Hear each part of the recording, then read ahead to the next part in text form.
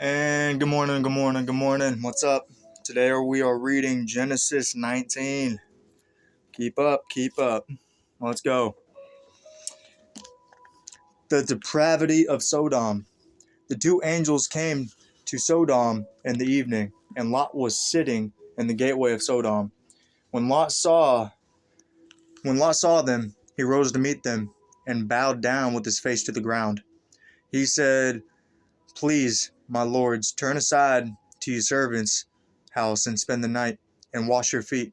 Then you can rise early and go on your way." They said, "No, we will spend the night in the square." But he urged them strongly. So they turned aside to him and entered his house, and he made them a feast, and baked unleavened bread, and they ate. But before they lay down, the men of the city, the men of Sodom, both young and old, all the people to the last man, surrounded the house, and they called to Lot, "Where are the men who came to you tonight? Bring them out to us so that we may know them." Lot went out of the door to the men, shut the door after him, and said, "I beg you, my brothers, do not act so wickedly. Look, I have two daughters who have not known a man. Let me bring them out to you, and do to them as you please. Only do nothing to these men, for they have come under the shelter of my roof." But they replied, "Stand back." And they said, "This fellow came here as an alien, and he would play the judge. Now we will deal worse with you than with him." Then they pressed hard against the man Lot, and came near the door to break it. But the men inside reached out their hands and brought Lot into the house with them, and shut the door. And they struck with blindness the men who were at the door of the house, both small and great, so that they were unable to find the door. Sodom and Gomorrah destroyed. Then the men said to Lot, "Have you anyone else here, or anyone you have in the city? Bring them out of the place.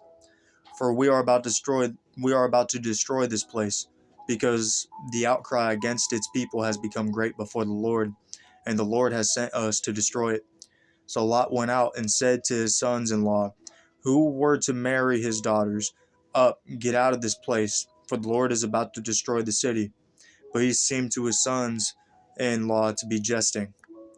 When morning dawned, the angels urged Lot, saying, "Get up, take your wife and your two daughters who are here, or else you will be consumed in the punishment of the city." But he lingered, so the men seized him and his wife and his two daughters by the hand, the Lord being merciful to him, and they brought him out and left him outside the city. When they had brought them outside, they said, "Flee for your life. Do not look back or stop anywhere in the plain.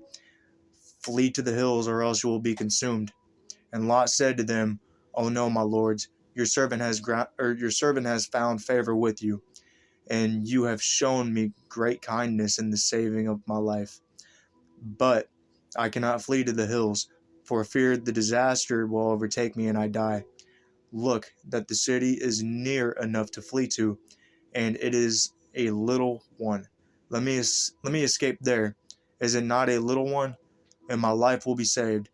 He said to him, "Very well, I grant you this favor too, and will not overthrow the city of which you have spoken. Hurry, escape there, for I can do nothing until you arrive there." Therefore the city was called Zor. The sun had risen on the earth when Lot came to Zor. Then the Lord rained on Sodom and Gomorrah sulfur and fire from the Lord out of heaven, and he overthrew those cities and all the plain, and all the inhabitants of the cities, and what grew on the ground. But Lot's wife behind him looked back, and she became a pillar of salt. Abraham went early in the morning to the place where he had stood before the Lord, and he looked down toward Sodom and Gomorrah, and toward all the land of the plain, and saw the smoke of the land going up like the smoke of a furnace. So it was that, when God destroyed the cities of the plain, God remembered Abraham, and sent Lot out of the midst of the overthrow, when he overthrew the cities in which Lot had settled. The shameful origin of Moab and Ammon.